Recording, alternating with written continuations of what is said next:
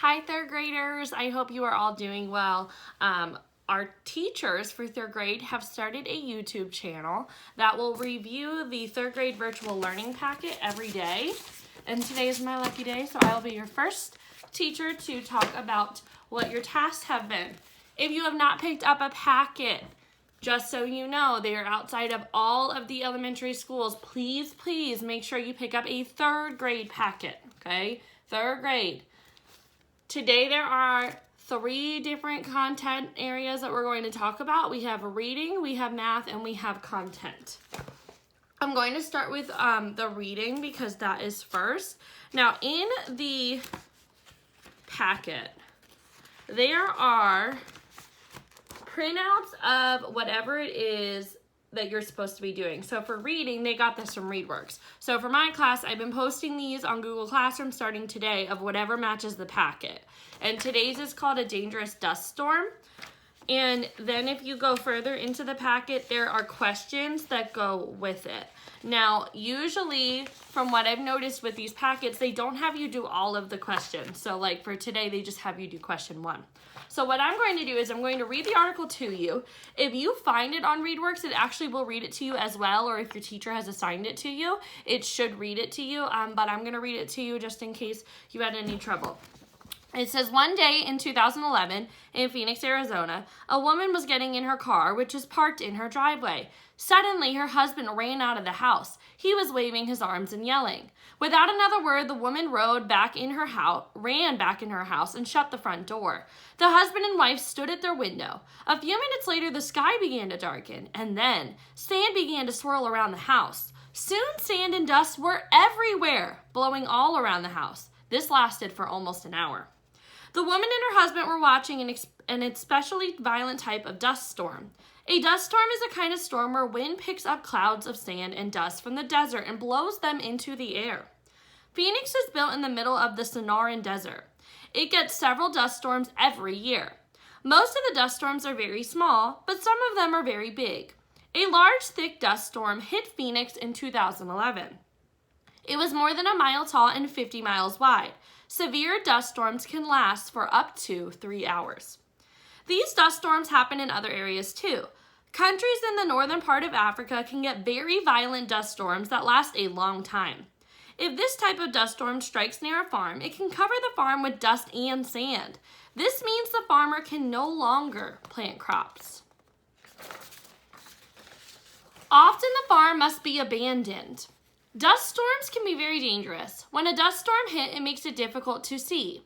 If you are outside during a dust storm, you may not be able to see for more than a few inches in front of you. When a dust storm is approaching Phoenix, the local weather stations start broadcasting warnings for people to get off the street. People are told to park their cars so they don't crash. Airplanes are not allowed to take off from or land at the Phoenix airport because the pilots cannot see well. The dust in a dust storm can also make people sick. Some of the dust can carry pesticides and toxins. People go inside during a dust storm so they do not inhale the dust. People with pets like dogs and cats and horses also bring their animals inside so that they do not get sick. Weather forecasters are always trying to get better at predicting when a dust storm will happen. The sooner they know a dust storm is coming, the sooner they can warn people about it. The sooner people are warned about a dust storm, the more lives will be saved. This is because more people will be able to get to safety before the dust storm strikes. Paul Fisher and his family have lived in Arizona for more than 20 years. He can remember seeing many intense dust storms during that time. One time, he was out walking his dog, Jimbo, shortly after he had moved to Phoenix. As he was walking, he looked out at the desert and saw what looked like a big, dark wall. He stared at it for a few minutes, and suddenly he realized what he was looking at. He grabbed Jimbo and ran back to the house. He was just able to get inside before the storm hit. Once you're in a violent dust storm, you never forget it, he said. It's like a thunderstorm, but instead of rain, all you can see is sand. So that's your passage for today. Now, in the packet, it says, read the passage, A Dangerous Dust Storm, which is what we just did, and answer question 1 that matches the passage, A Dangerous Dust Storm. So the questions are a little further back into the packet, And the first question says, based on the article, what should people do to stay safe during a dust storm? Support your answer with information from the article. So that means, friends, you go back into the text, which I know every single one of your teachers have talked about this year. Now, when I went back into the text, I found that people should get off the street, park their cars if they are driving, and all animals and humans need to be indoors. Now, I found that in the second half of the passage. So it was 1, 2, 3, 4, in paragraph 5. So if you count the paragraphs, it would be in paragraph 5 and 6. So it talked about some things that people could do during a dust storm to stay protected and safe. Now, if you want to answer the rest of the questions, you're more than welcome to. The packet only requires you to answer the first one, so that's all I'm going to go over. If you want to move on and do more, that's up to you. Now, it also says on day 1 we have word work and writing. So they want you to make a new word. They gave you a chart with some base words. So remember, a base word is a word that stands on its own. And then they have prefixes. Now, a prefix is a word part that comes at the beginning of a word and changes the meaning. So whenever you put a prefix on a word, a base word, it's going to change the meaning. Now, they also have a column of suffixes, and a suffix is a word part that goes on to the end of a word and changes its meaning as well. So it'll go on the end of a base word and change the meaning of that. So in your chart, they have all prefixes, and I'll try to see if you can see that. But here are the prefixes, the base words, and the suffixes. What they wanted you to do was use the base words to make at least 5 words that use a prefix and or suffix on the list below. And they asked you to write them down. So that's exactly what I did, and your answers might be different than mine, but I just came up with a couple, and then they asked you to put 3 of them in a sentence. I actually did all 5, so I'm just going to go over all of them. So for the first word, I came up with the word recover.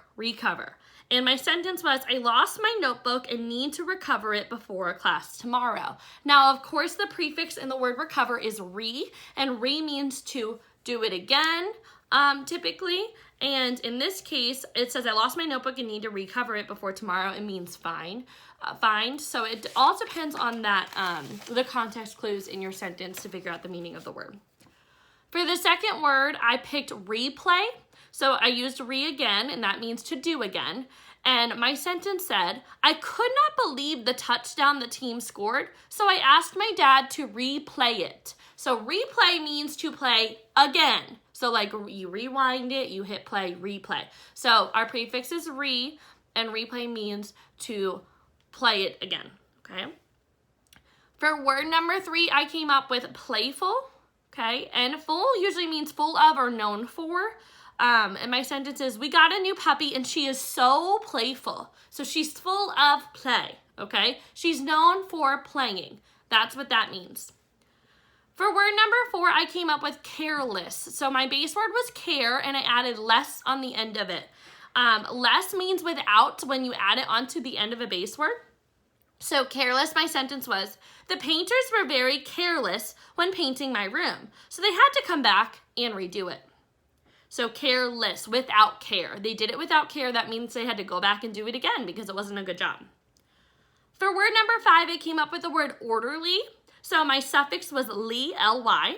L-Y means to do in a certain way. So my mom told me that she had to get the house back in an orderly condition before her friends came over. Orderly, it means in an ordered way, so organized pretty much. So that was all of your reading and word work stuff. Now I'm going to move into math. Now for math, they talk about what computational fluency is, which we've talked about. It means that students are developing flexibility, accuracy, and efficiency when working with numbers. Math games support students in developing each of the fluency components. Dreambox is an adaptive platform that allows students to work at their optimum zone for understanding. So they told you could go on Dreambox today and pick a game, or you could have picked one of the games from the rest of the math packet. And then they gave you a problem of the day. Now for my class, I have it posted on Google Classroom. It's the same problem that's in the packet. So whatever way you chose to answer it is fine with me, but I'm still going to go over it. The question said there were 3 baseball teams. Each team had 9 players. How many baseball players were there together? Now, I want to talk about the words, and behind me I have it written up top, and it looks backwards for me, and I hope it doesn't stay backwards. But here I have the problem. It says there were 3 baseball teams. Each team had 9 players. How many players were together? Were there together, okay? So, keywords here, friends. And I saw some of my friends not reading it carefully on Google Classroom. There were 3 baseball teams. The total is 3 teams, okay? Each team, you hear that word? Each. I would underline it, circle it, star it, square it, whatever you want to do. Each team had 9 players. So on each of the 3 teams, there are 9 players. How many players were there together? They want a total. So some of you thought that that was addition, and I understand where that came from. But you have to think about, if I have 3 teams, and I'm going to draw a picture, and hopefully you'll be able to see it. And I'll talk you through what I'm drawing. I'm drawing 3 boxes. Each box is going to represent a team. And I'm just writing team 1, team 2, and team 3. Now, each team has 9 players, 9 each. So what that means is I need to make sure that I have 9 on each team. So through my picture, I can draw it. So 1, 2, 3, 4, 5, 6, 7, 8, 9. 1, 2, 3, 4, 5, 6, 7, 8, 9. 1, 2, 3, 4, 5, 6, 7, 8, 9. Each team now has 9. Now what you could have done is repeated addition, which is also known as multiplication. And you could have went 9 plus 9 plus 9.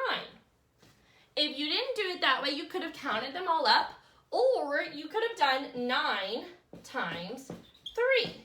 All of those are going to get the same answer. You could have done the community property and said 3 times 9. You're still going to get to the same answer. Now, when I count it up, I know I start with 9 here. So then I would go 10, 11, 12, 13, 14, 15, 16, 17, 18, 19, 20, 21, 22, 23, 24, 25, 26, 27.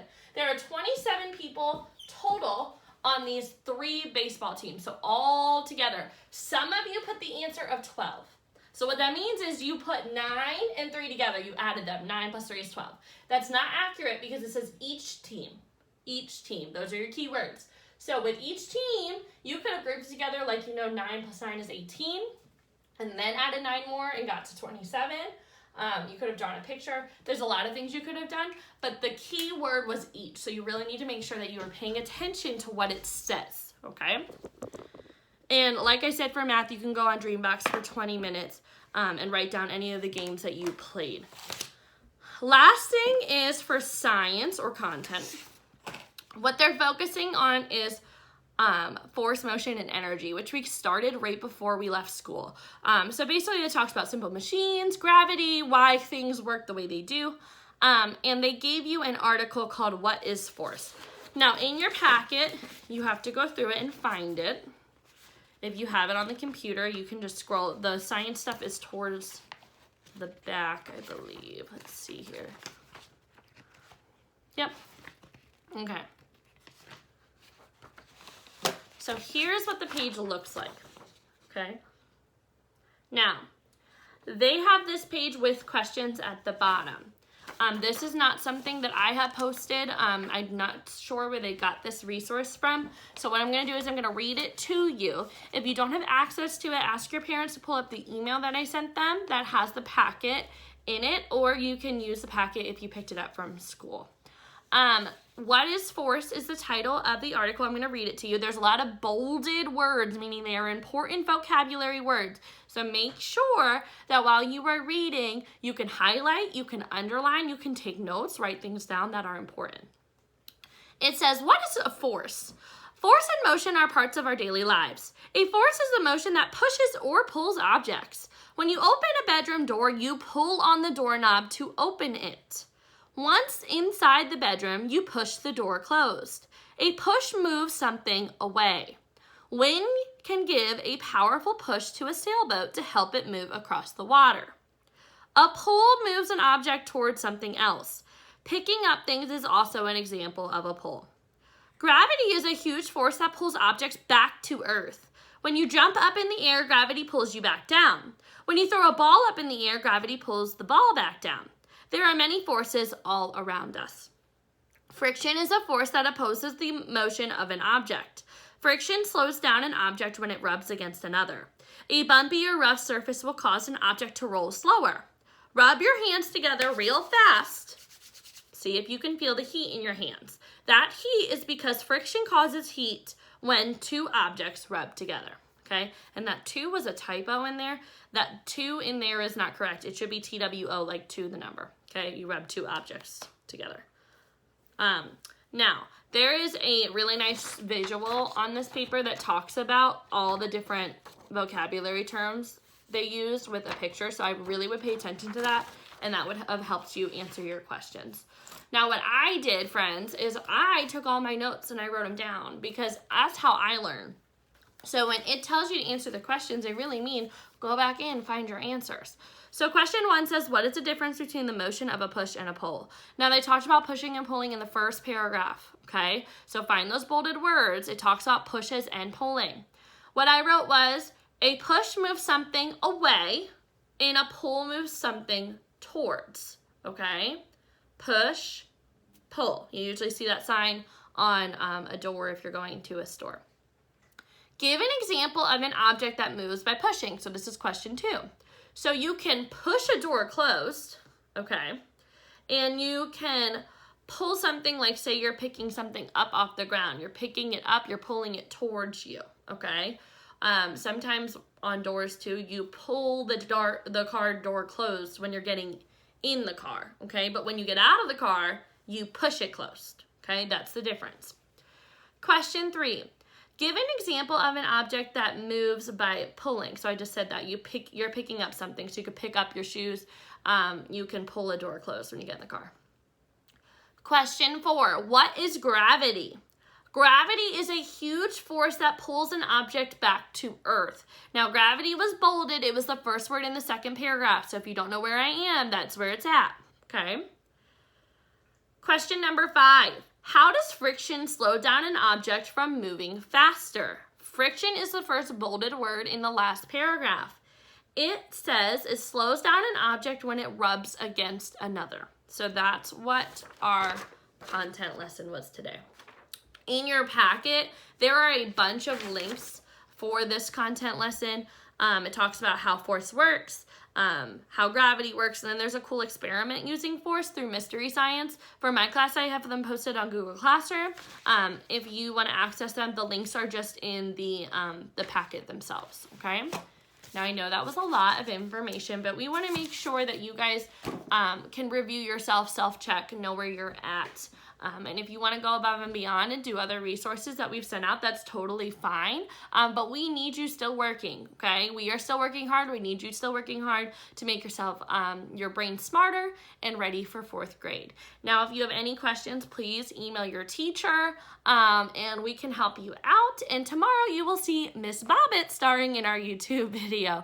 So have a great day, everybody, and I will see you later this week.